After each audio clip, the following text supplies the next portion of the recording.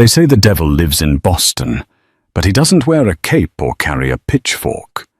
He wears a three-piece suit, and his name is Aurelie Vane. On the night of November the 14th, the entire police scanner for District 4 went silent. Not because there was no crime, but because the police were told to look away. Why? Because a waitress named Clara was found bleeding in an alleyway, and when Aurelie Vane saw her face, he didn't call an ambulance. He made a phone call that locked down the entire eastern seaboard. By dawn, every man in the city didn't just fear for his job, he feared for his life. This isn't a fairy tale. This is what happens when you touch the only thing a monster loves. The rain in Boston didn't wash things clean. It just made the grime slicker. Clara Mitchell hated the rain. It meant the wealthy patrons of the Obsidian, the city's most exclusive underground lounge, would track mud across the marble floors she had just polished. It meant her tips would be damp, and her walk to the bus stop at 3 a.m. would be miserable. Clara was 23, invisible and exhausted. She wasn't the type of girl men wrote sonnets about. She was the girl who remembered that Mr. Henderson liked his bourbon neat, and that the terrifying man in booth 4 didn't like to be asked if he wanted a refill. He would simply nod when he was ready. Booth 4. That was Aurelie Vane's table. Everyone knew the name Vane. It was stitched into the city's infrastructure like a cancerous thread. Construction, shipping, waste management, if money moved in Massachusetts, a Vane took a percentage. Aurelie was the youngest head of the family in history, taking the throne after his father's unfortunate heart attack 3 years ago. Tonight, the air in the Obsidian felt heavy. It was a Thursday, usually a quiet night, but the VIP section was packed with sons of senators and hedge fund managers trying to play gangster. Clara, the floor manager, a nervous man named Sapphire, hissed, "Table 7 needs a bottle of Dom. Move!" Clara nodded, pushing a stray lock of dark hair behind her ear. Her feet throbbed. She grabbed the tray, navigating through the haze of cigar smoke. Table 7 was occupied by Derek Hollis. Derek was the son of a tech mogul, the kind of boy who thought the world existed to be bought. He was drunk, his tie loose, surrounded by sycophants laughing too hard at his unfunny jokes. "Here you are, gentlemen," Clara said softly, setting the champagne down. Derek looked up. His eyes were glassy and red-rimmed. He didn't look at the bottle. He looked at her. Not at her face, but at the curve of her neck. "You're new," Derek slurred, reaching out. His hand clamped around her wrist. It wasn't a caress. It was a shackle. "I've been here 6 months, sir," Clara said, her voice steady, despite the spike of fear in her chest. "Please let go."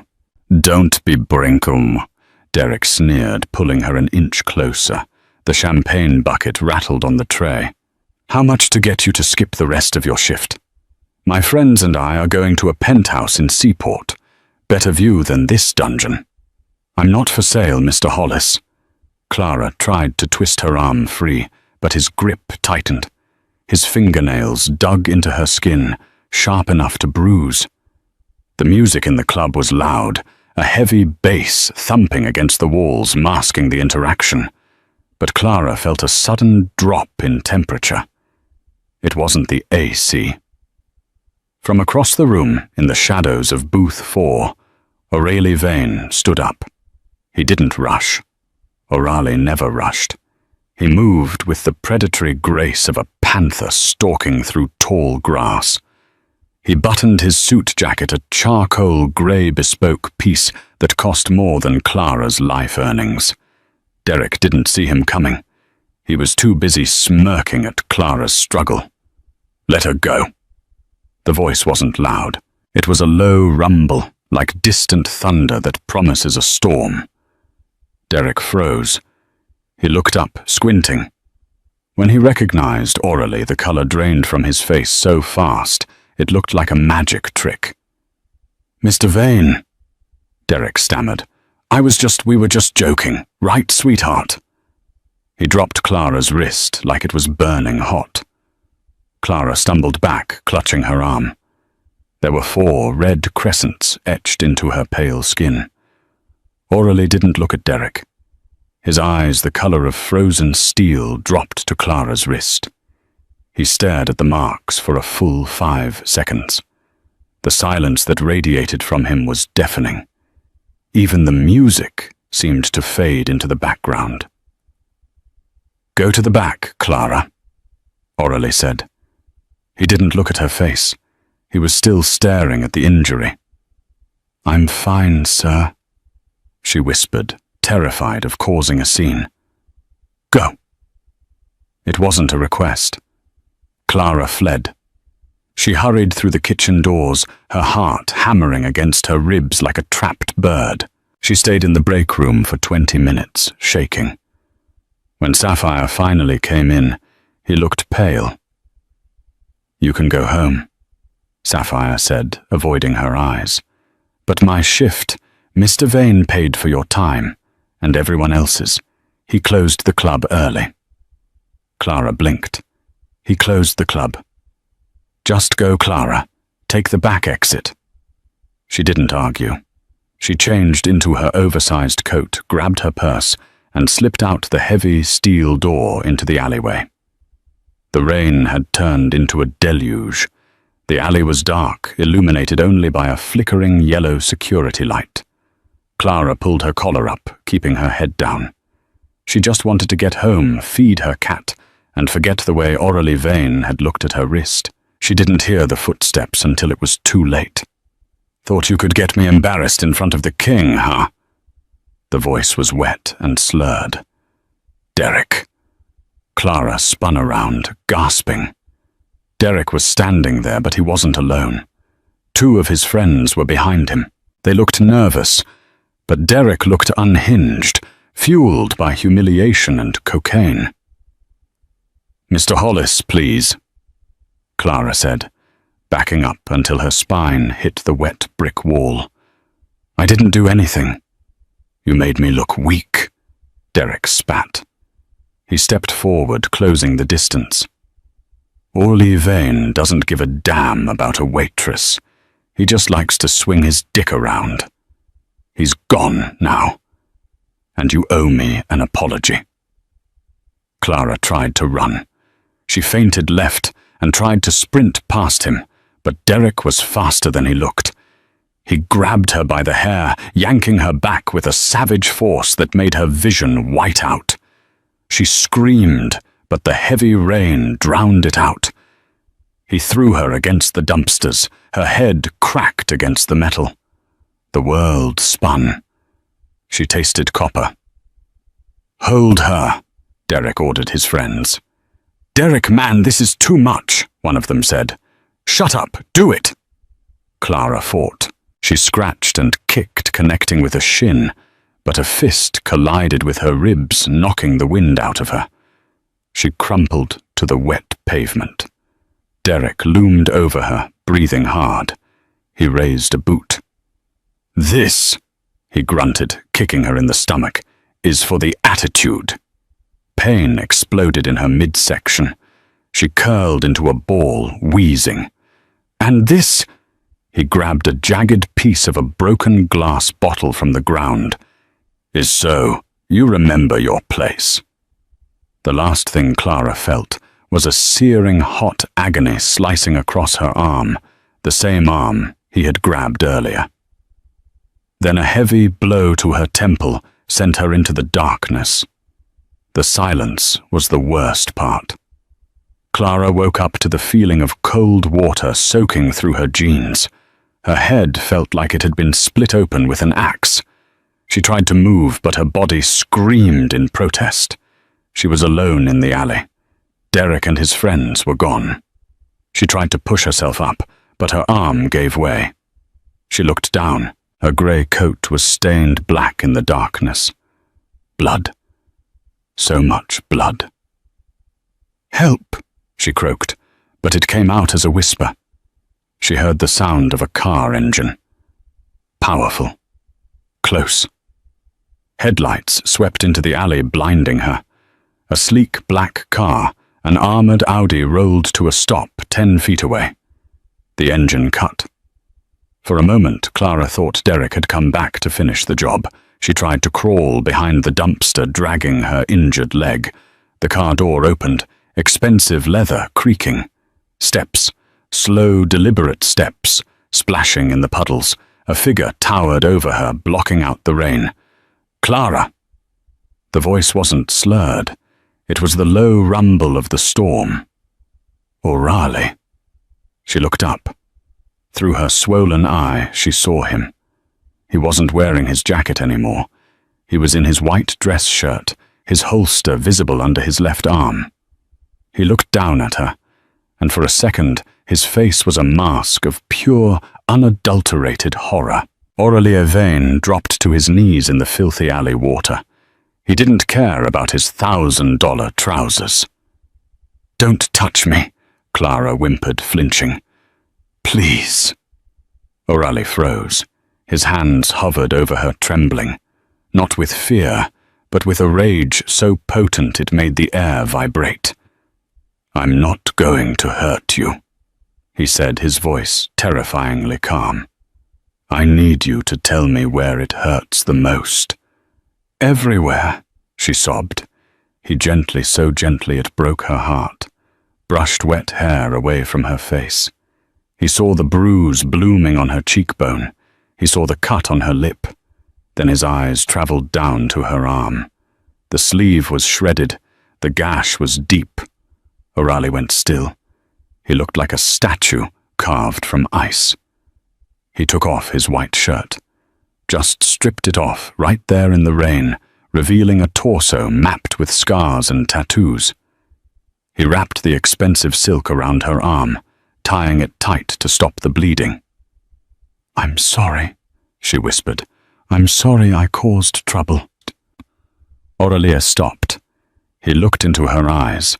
His irises were swirling with violence. "You apologize?" he asked softly. "You are bleeding on the pavement, and you apologize to me." He scooped her up. He lifted her as if she weighed nothing. Clara rested her head against his bare chest. He was warm, impossibly warm. She could hear his heart beating a slow, heavy thud. He carried her to the car. He didn't put her in the back seat. He sat in the back and pulled her onto his lap, cradling her against him. "Drive," he ordered the driver. "Hospital, the private wing. Call Dr. Aris. Tell him if he isn't there in 5 minutes, I will burn his practice to the ground." The car tore out of the alley. Clara was fading. The adrenaline was wearing off, leaving only the cold. "Stay with me," Aurelien commanded. He was holding her face with one hand, his thumb stroking her uninjured cheek. "Clara, look at me." She forced her eyes open. "It hurts." "I know." He pulled her closer. His jaw clenched so hard, a muscle feathered in his cheek. "I need you to tell me a name." "Aurelien, give me the name Clara." She hesitated. She knew what giving him a name meant. It meant death. But she remembered the laugh, Derek's laugh as he kicked her. "Hollis," she whispered. "Derek Hollis." Aurelien closed his eyes. He exhaled a long, shaky breath. When he opened them again, the humanity was gone. The man holding her was gone. The monster had taken the wheel. He pulled out his phone. He dialed a number. "It's Vane," he said. The tone of his voice made the driver flinch. "Wake up the Reapers. I want the city sealed. Nothing leaves. No planes, no trains, no boats." He paused, listening to the person on the other end. "I don't care if his father is a senator," Aurelien snarled. "I want him found, and I want him alive. If anyone touches a hair on his head before I get there, I will kill them myself." He hung up and looked down at Clara. She was shivering violently. "Who did this to you?" he asked, though he already knew. He just needed to say it. He needed the universe to hear the accusation. "Derek," she murmured, her eyes sliding shut. Aurelie pressed a kiss to her forehead. It was a promise, a blood oath. "Sleep now, little bird," he whispered against her skin. "By the time you wake up, the world will be a very different place." The emergency room at St. Jude's Medical Center was usually a chaotic mess of overdoses and car accidents, but at 4 a.m., the entire East Wing was silent. O'Reilly had bought the silence. He stood in the hallway staring through the glass window of room 304. Inside, nurses were adjusting IV drips.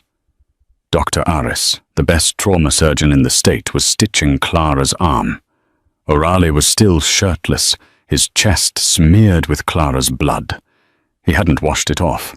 He wanted to feel it drying on his skin. He wanted to remember the metallic smell of it. "Mr. Vane," a voice came from behind him. It was Elias, his second in command. Elias was a giant of a man, an ex-Marine with a scar running down his neck. He held out a fresh black shirt and a towel. Aurelie took the towel and wiped his hands, but he ignored the shirt. "Status," Aurelie said. "We have the ports locked down. The airport security is on our payroll. They've grounded all private flights." "But," Elias hesitated. "But what?" O'Reilly turned. His eyes were dead. "Derek Hollis isn't at his apartment. We tracked his phone. It's dead. His father, Senator Hollis, just put a call into the police commissioner. He knows something is happening. He's claiming his son is being targeted by extremists." O'Reilly laughed. It was a dry, humorless sound. "Extremists. That's a new one. The senator is threatening to bring in the feds orally. If we do this, if we touch the son of a sitting senator, we are inviting a war we might not win." Aurelie walked up to Elias, invading his personal space. "Look through that window, Elias." Elias looked.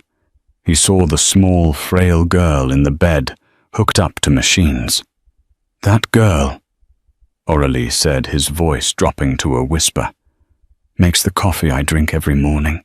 She remembers that I hate small talk. She has never asked me for a dime. Tonight, I watched a piece of filth break her because he thought she didn't matter." Aurelie turned back to the window. "If we don't burn the world for the things we love, Elias, then why are we kings? I don't care about the feds. I don't care about the senator. Find the boy." Elias nodded, understanding. "We got a ping on one of Derek's friends, the one who was with him, a kid named Toby. He's trying to buy a bus ticket to Providence." "Bring him to the warehouse," O'Reilly said. "I have some questions. And Derek." "Derek is running," O'Reilly said. "Rats always run when the lights come on. Put a bounty on him. 5 million. Alive." Elias's eyes widened. 5 million. Every hitman from here to Chicago will be tearing the city apart. "Good," Aurelie said. "Let them fear. By dawn, I want every man in this city to know that if they touch what is mine, there is no hole deep enough to hide in." The warehouse in the South Boston shipyard smelled of rust and old seawater. It was a place where things went to disappear. O'Reilly walked in the heels of his Italian shoes, clicking against the concrete. In the center of the vast empty room, a single chair sat under a hanging bulb. Tied to it was Toby, the boy who had been with Derek. He was 19, wearing a varsity jacket, and currently sobbing so hard he was hyperventilating. Elias stood guard, arms crossed. He hasn't stopped crying since we picked him up. O'Reilly approached the chair. He didn't yell. He didn't strike. He simply pulled up a metal crate and sat down directly in front of the boy, crossing his legs. "Toby," O'Reilly said. The boy's head snapped up. "I didn't do it. I swear, Mr. Vane, I didn't touch her." "It was all Derek. I tried to stop him." "I know," O'Reilly said calmly. "If you had touched her, you wouldn't be sitting in a chair. You would be in the harbor." Toby hiccuped, hope flaring in his terrified eyes. "But," O'Reilly continued, his voice dropping an octave, "you watched. You stood there and watched a woman bleed because you were too afraid of a senator's son to do the right thing. Cowardice is a sin, Toby, and tonight I am the priest."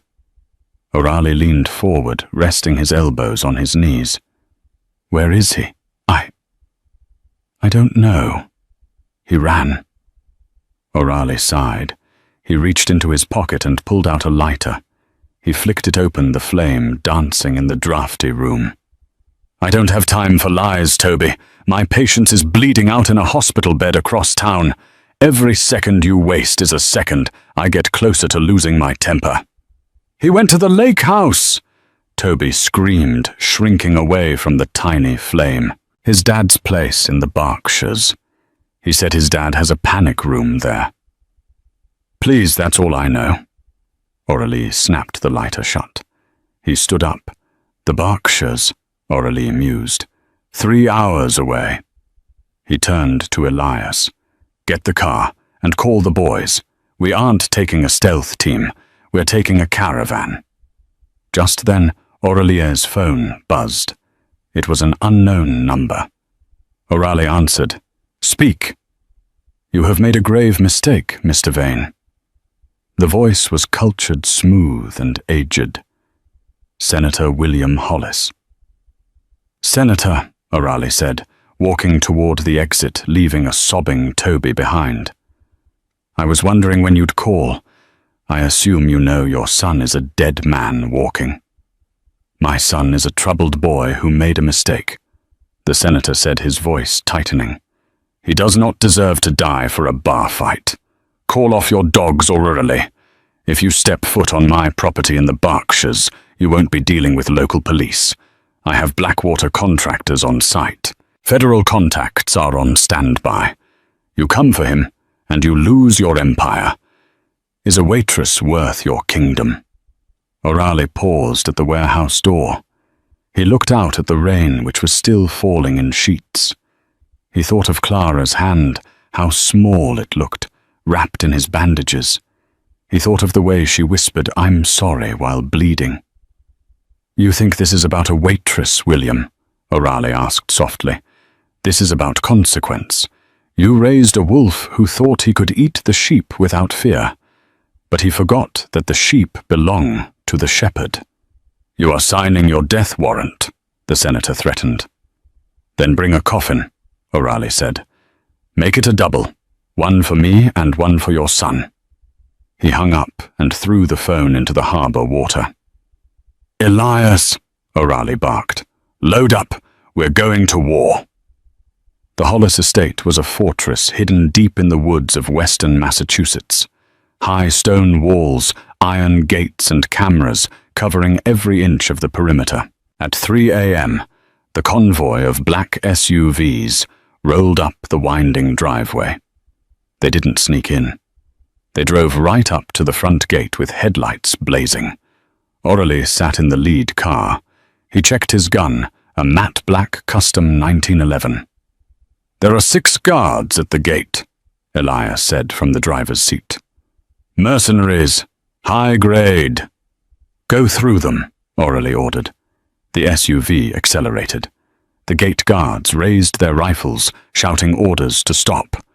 The first shot shattered the windshield of O'Reilly's car, embedding itself in the bulletproof glass. "Now," O'Reilly yelled.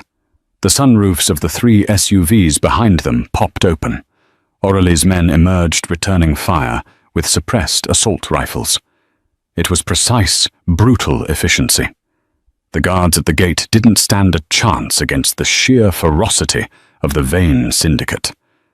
The gate was rammed open by the lead truck. The convoy roared onto the manicured lawn. Aurelie stepped out of the car before it had even fully stopped moving. The mansion loomed ahead, dark and imposing. "Secure the perimeter," Aurelie shouted to his men. "No one leaves." He walked toward the front door. Gun drawn. Elias and 2 other enforcers flanked him. The front door exploded inward before they could touch it. The mercenaries inside were firing through the wood. Aurelie ducked behind a stone pillar. Bullets chipped away the masonry near his head. "Flashbang!" Elias yelled, tossing a canister through the broken door. Boom! A blinding white light. Aurelie moved. He swept into the grand foyer, stepping over the dazed mercenaries. He fired twice, double taps efficient and lethal. He wasn't killing for sport. He was clearing a path. He moved through the house like a wraith. The kitchen, the library, the drawing room clear. He found the entrance to the panic room behind a bookshelf in the study. It was a heavy steel door, coded and reinforced. "It's locked tight," Elias said, examining the keypad. "We need a drill. It'll take an hour." "I don't have an hour," Aurelie growled. He stepped up to the steel door and banged the hilt of his gun against it. "Derek!" he roared. The sound echoed through the house like a gunshot. "I know you can hear me. Open this door, and I promise you a quick death. Keep it closed, and I will burn this house down with you inside." Silence. Then the intercom crackled. "You're insane." Derek's voice came through, trembling but arrogant. "My dad's chopper is 5 minutes out. You're trapped, Vane. The feds are coming. You're done." Aurelie laughed. He leaned his forehead against the cold steel. "You think your father called the feds?" Aurelie asked, his voice low. "Your father didn't call the feds, Derek. He called me 5 years ago, when he needed money to run his campaign. He called me when he needed his mistress's accident to disappear." Aurelie signaled to Ellis, who handed him a bag of C4 plastic explosive. "Your father isn't coming to save you," Aurelie shouted as he molded the clay onto the door hinges. "He's trying to clean up a mess, and right now you are the mess." Aurelie stepped back. "Fire in the hole." The explosion shook the foundations of the house. Dust and smoke filled the room. The heavy steel door groaned and fell inward with a deafening crash. Aurelie walked through the smoke. Derek was huddled in the corner of the panic room holding a small pistol. He was shaking so badly he could barely hold it up. "Stay back!" Derek screamed. Aurelie didn't stop. He walked right up to the gun barrel. He reached out, grabbed the slide of the pistol, and wrenched it from Derek's grip, tossing it aside like a toy. Derek scrambled back, pressing himself against the wall. "Please, I have money, I have." Aurelie grabbed him by the throat and slammed him against the wall. "You hurt her." Aurelie hissed his face inches from Derek's. "Why?" Derek's eyes were wide, weeping. "I didn't mean to. She was just a waitress. Why do you care? She's nobody." "She is everything," Aurelie roared. He raised his fist. "Wait!" Derek shrieked. "Wait! It wasn't just me. I was told to do it." Aurelie froze. His fist hovered in the air. "What? My dad?" Derek sobbed. "My dad told me to go to the Obsidian. He told me to pick a fight. He said he needed a distraction. He said if I caused a scene, you'd be focused on me, and he could move the shipment through the docks tonight." The air left the room. Aurelie slowly lowered his hand. He released Derek's throat, letting the boy slide to the floor. It was a setup. Clara hadn't just been a victim of a drunk boy. She had been collateral damage in a political game. Senator Hollis had used his own son as bait to draw Orali away from the city so he could move illegal cargo through Vane territory without inspection. The rage that filled Orali now was cold. It wasn't the fiery anger of a lover. It was the glacial, calculated wrath of a king. "Your father," Aurelia said quietly, "sent you to die." Derek looked up, confusion and heartbreak mixing on his face. "No. He said he'd protect me." "He used you," Aurelia said. "He knew I would come for you. He sacrificed his pawn to save his queen." Aurelia turned his back on Derek.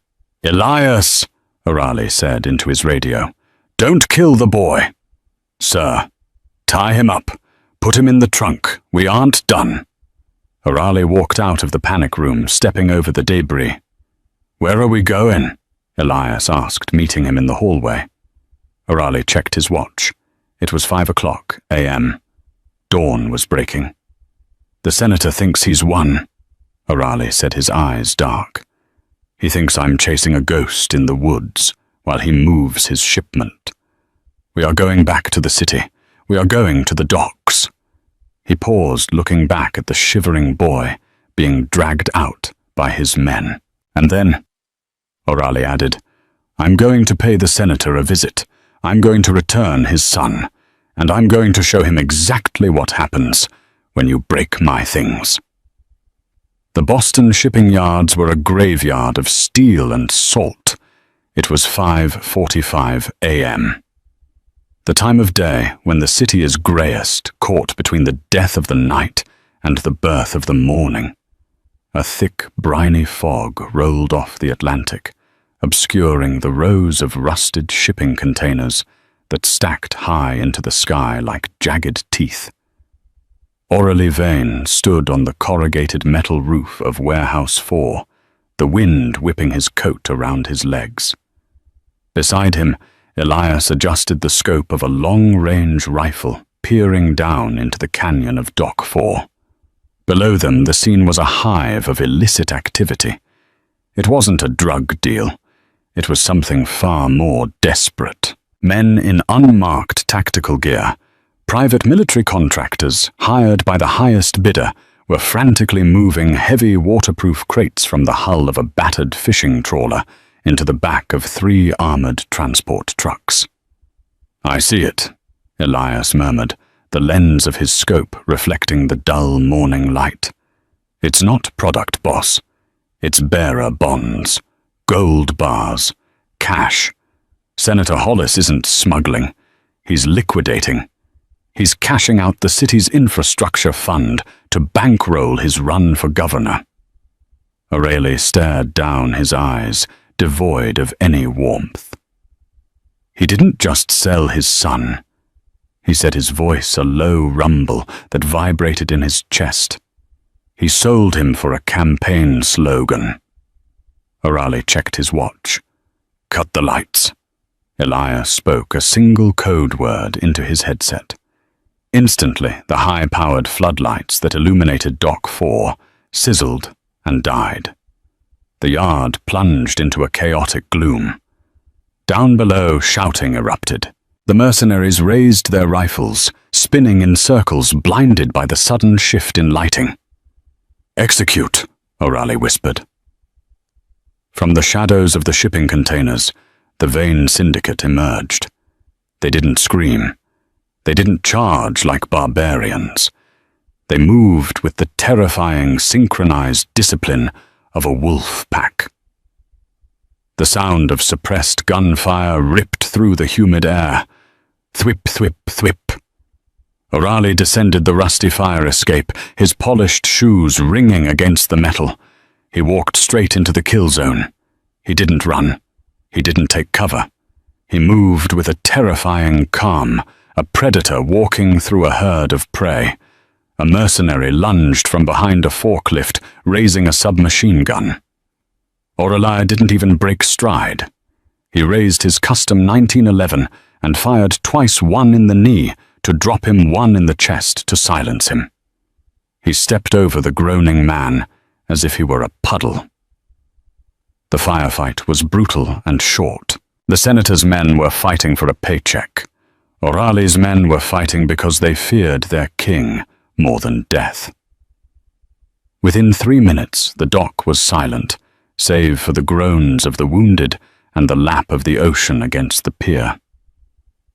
Orali walked toward the lead-armored truck. The engine was revving. The driver was trying to smash through the blockade of vain SUVs. Orali fired a single round into the front tire. The massive vehicle lurched, skidded sideways, and slammed into a stack of pallets. The door flew open. Senator William Hollis tumbled out into the mud. He was wearing a trench coat over his pajamas, clutching a leather briefcase to his chest like a life preserver. He looked up, his distinguished, silver-haired face smeared with grease and terror. When he saw Orali Vane standing over him, the senator scrambled backward, his heels slipping in the muck. "Orali," the senator gasped, holding up a hand. "Wait. Let's talk. I can make you rich. I have contacts in D, so I can give you the ports. All of them." Orali stared at him.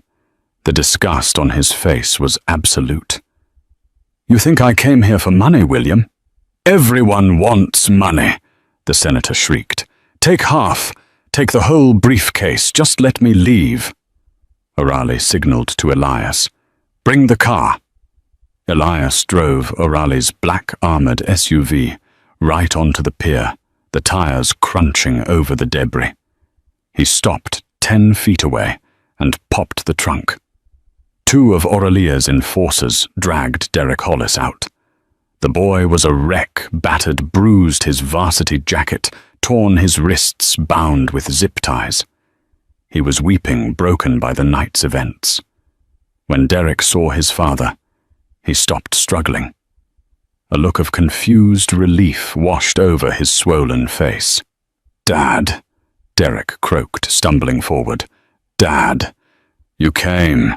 I told them you'd come." Senator Hollis froze. He looked at his son, then at Orali, then at the briefcase full of millions. The calculation in his eyes was visible. It was cold. It was political. "Derek," the senator stammered, backing away toward the edge of the pier. I'm glad you're safe, but I have to go. You understand, don't you, the campaign? The family legacy." Derek stopped. The relief on his face shattered, replaced by a horror so profound it looked physical. You're leaving me with him." Orali stepped between them. He pulled a knife from his belt and sliced the zip ties on Derek's wrists. "Tell him, William," Orali said, his voice echoing off the metal containers. "Tell your son why he was at the Obsidian last night. I sent him to have a drink." The senator lied, his voice high and shrill. "Liar!" Orali snarled. He turned to Derek. "He sent you to provoke me. He needed a distraction. He knew if you touched my waitress, I would hunt you. He knew I would leave the city to find you. He served you up on a silver platter to keep my eyes off this shipment." Orali took a step closer to the senator. "He counted on you dying, Derek. A grieving father polls better than a scandalized one. You were just a sacrificial lamb for the governor's mansion." Derek looked at his father. He looked at the briefcase the senator was still clutching, so tightly enough to turn his knuckles white. "Is that true?" Derek whispered. "Dad, you knew he would come for me." "It's complicated, son," the senator yelled, panic taking over. "You've always been a screw-up. I needed the capital. I did it for us." "For the name. For your name," Derek screamed. Orali pulled the gun he had taken from Derek earlier, the small chrome pistol the boy had tried to use in the panic room. He racked the slide, chambering a round. He held it out, handle first, to Derek. "He left you to rot in a panic room," Orali said softly to the boy. "He didn't call the police. He didn't call the feds. He was halfway to the Cayman Islands while you were begging for your life." Derek took the gun. His hands were shaking violently. He looked at the man who raised him, the man who had taught him that money solved everything. "No," the senator whispered, raising his hands. "Derek, listen to me. He's a criminal.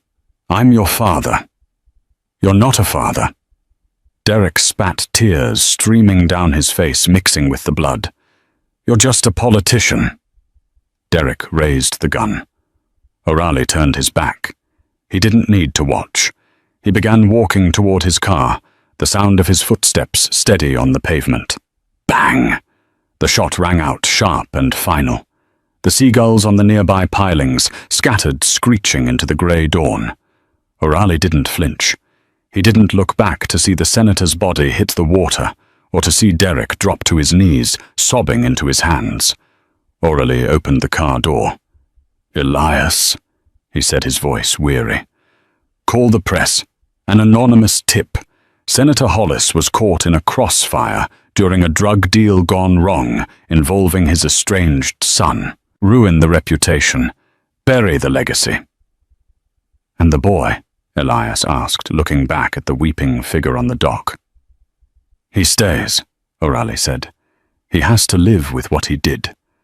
That is a punishment worse than death." He slid into the leather seat, the adrenaline finally leaving his system. The monster receded, and the man returned.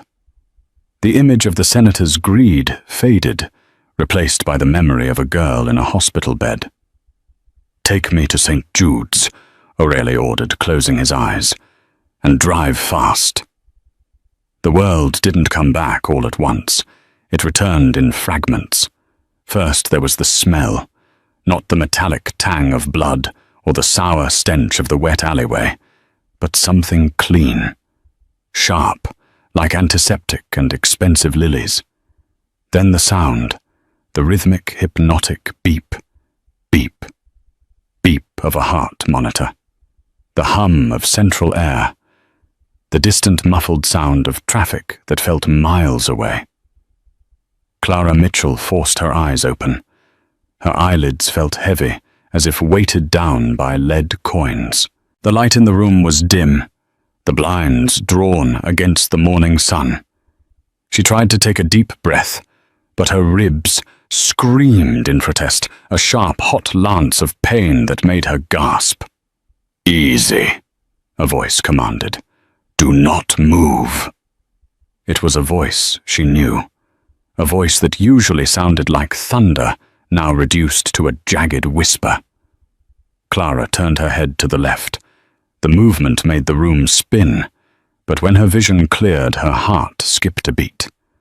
Aurelie Vane was sitting in a stiff hospital chair, pulled right up to the edge of her bed. But this wasn't the Aurelie she knew from the Obsidian. The impeccable armored king of Boston was gone. In his place was a man who looked like he had walked through hell and decided to stay there. His tuxedo shirt was unbuttoned at the collar, the expensive white silk stained with dried, rust-colored blood. His jaw was dark with stubble. His hair, usually slicked back with military precision, was falling over his forehead. But it was his eyes that frightened her. They were bloodshot wide and fixed on her face with a terrifying intensity. He looked like a man who hadn't blinked in 48 hours. "Aurelie," she croaked. Her throat felt like sandpaper. He moved instantly. He didn't just stand. He surged forward, grabbing a plastic cup of water with a straw and bringing it to her lips. His hands, she noticed, were trembling. The hands that could dismantle a pistol in seconds were shaking as they held a cup of water. "Drink," he murmured. Slowly. She drank. The cool water was the best thing she had ever tasted. When she pulled away, he set the cup down as if it were made of fragile glass and immediately took her hand in his. His grip was tight, desperate. "You're here," she whispered, looking at the blood on his shirt. "You're hurt." "This isn't mine," he said, his voice flat. He didn't look at his shirt. He couldn't stop looking at her, scanning her face, as if checking for cracks. "I'm fine. You stopped breathing in the ambulance, Clara." The words hung in the air, heavy and cold. Clara blinked, the memory of the alley rushing back. The rain, the boot, the glass. Derek's laugh. "I thought I died," she admitted softly. "You almost did." O'Reilly brought her hand to his face, pressing his lips against her knuckles. He kept them there, his eyes closing. She felt a shudder run through his massive frame. "I tore the city apart, Clara. I broke every rule I ever made, and all I could think about was that I was too late." "Derek," she started, her heart rate spiking on the monitor, "is handled." Aurelie cut in, his tone hardening instantly. He pulled back, his eyes turning to steel. "The threat is gone. It has been erased from the earth." Just then the door to the private suite opened. Elias walked in. The giant enforcer looked tired, but when he saw Clara was awake, he let out a breath he seemed to have been holding since yesterday. He was carrying a tablet. "Boss," Elias said quietly, "the news is breaking." O'Reilly didn't look away from Clara. "Show her." Elias hesitated, then walked to the side of the bed and held up the screen. It was the front page of the Boston Globe. The headline was bold black and screaming. "Senator Hollis dead in Port Authority shootout. Link to drug cartels suspected. Son Derek Hollis taken into federal custody." Clara read the words, but her brain struggled to process them. Senator Hollis, one of the most powerful men on the eastern seaboard. Dead. "You did this," she whispered, looking from the screen to Aurelie. "Aurelie, you killed a U.S. senator." "He was moving stolen bearer bonds," Aurelie said calmly, as if discussing the weather. "He used his son to lure me away so he could move his shipment. He let you get hurt. He ordered you to be hurt just to create a distraction." Aurelie stood up then. He loomed over the bed, his presence filling the sterile room. "I told you, Clara, if they touch what is mine, I will burn the world." The senator thought his title would protect him. He thought the law applied to me. Aurelia's lip curled. He was wrong. Clara looked at him. She should have been terrified. She was looking at a mass murderer, a man who had declared war on the government for the sake of a waitress. But she didn't feel fear. She felt a profound, overwhelming sense of safety.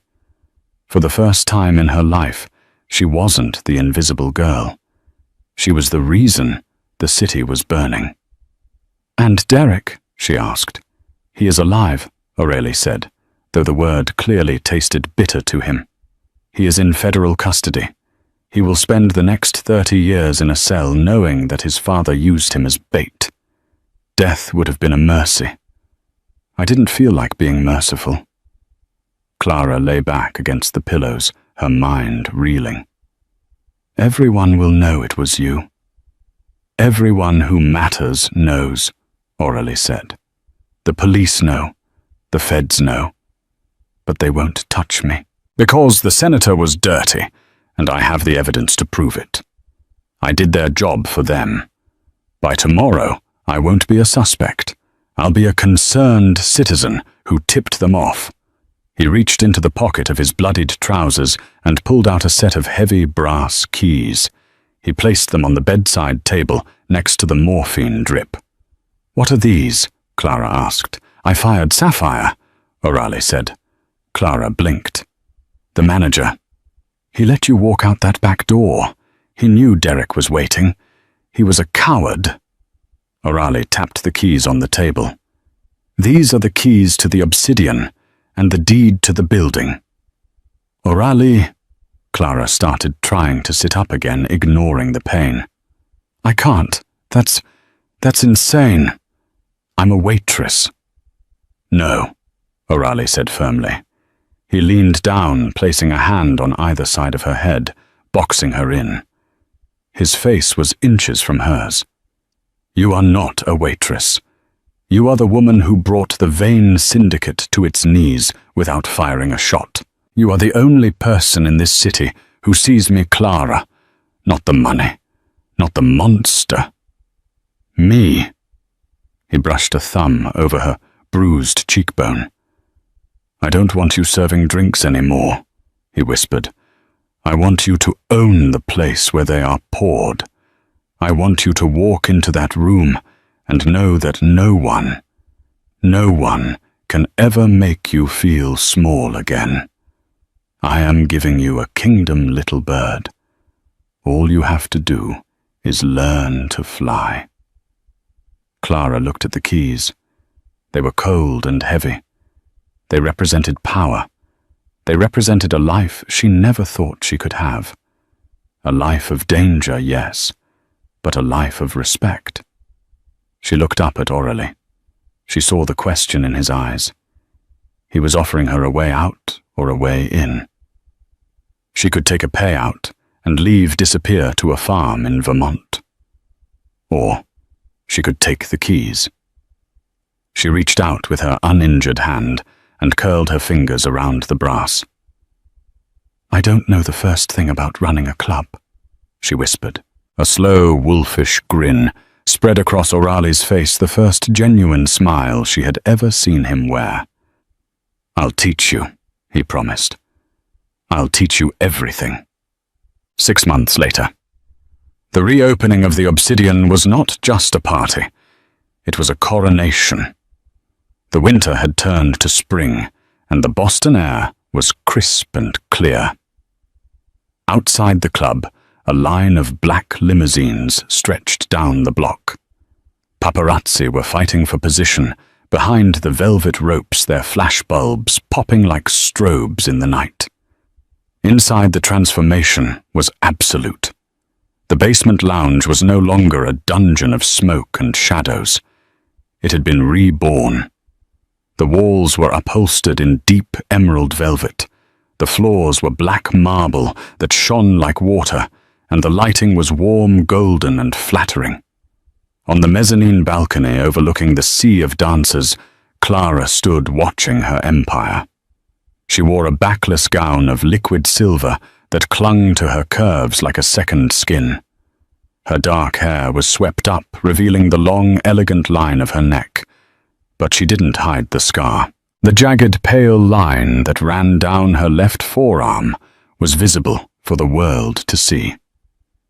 Some women would have covered it with long sleeves or makeup. Clara wore it like a diamond. It was the mark of her survival. It was the receipt for the price that had been paid for this life. "They're afraid of you," a voice rumbled in her ear. Aurelie stepped up behind her. He slid his arms around her waist, pulling her back against his chest. He felt solid, warm, and immovable. He was wearing a bespoke tuxedo, looking every inch the king of the city. "Let them be afraid," Clara said, her voice steady and cool. She leaned back into him, resting her head on his shoulder. "Fear keeps the glass from breaking." She looked down at the crowd. She saw the new police commissioner raising a glass of scotch. She saw business tycoons who used to snap their fingers at her for a refill now looking up at the balcony with reverence. She saw Sapphire's replacement, a sharp woman named Beatrice, managing the floor with military efficiency. Clara wasn't serving the champagne anymore. She was the one they were toasting. "Do you regret it?" Aurelie asked softly, his lips brushing the sensitive spot behind her ear. The normal life, the quiet. Clara thought about it. She thought about the bus rides in the rain. She thought about the invisibility. Then she looked at the man holding her, the man who had destroyed a dynasty, because she had scraped her knee. "I never had a normal life, Aurelie," she said, turning in his arms to face him. She placed her hands on his chest, feeling the steady thud of his heart. I was just waiting for my life to start. O'Reilly stared down at her, his eyes full of a dark, consuming worship. "And has it?" "It has," she whispered. He kissed her then. It wasn't the tentative kiss of a suitor. It was the claiming kiss of a husband, a partner, a lover. It happened in full view of the club. The music seemed to swell the bass, vibrating through the floorboards. Below them, the city of Boston continued to spin. Deals were made in the shadows. Money changed hands and secrets were whispered in the dark. But up on the balcony, the king and queen stood untouchable. Aurélie Vane had been feared for a decade. But as he looked at Clara glowing in the golden light, he knew the truth. He used to be the most dangerous man in the city because he had nothing to lose. Now, he was the most dangerous man in the world because he had everything to lose. And God help anyone who tried to take it from him again. Clara pulled back, breathless, her lipstick slightly smudged. She smiled, a dangerous, beautiful curve of her lips that matched his own. "Come on, Mr. Vane," she said, taking his hand and leading him toward the stairs. "The music is playing, and I think this is our song, and that My Friends is the story of Clara and O'Reilly. It's a reminder that sometimes the monsters in the stories aren't the ones hiding under the bed. They're the ones burning down the castle to save the princess. But in this story, the princess didn't just get saved. She got the keys to the kingdom. If you enjoyed this roller coaster of a mafia romance, please destroy that. Like button, it really helps the channel grow. Don't forget to subscribe and turn on notifications so you never miss a twist. I have a story coming up next week about a bodyguard and a thief that you absolutely won't want to miss.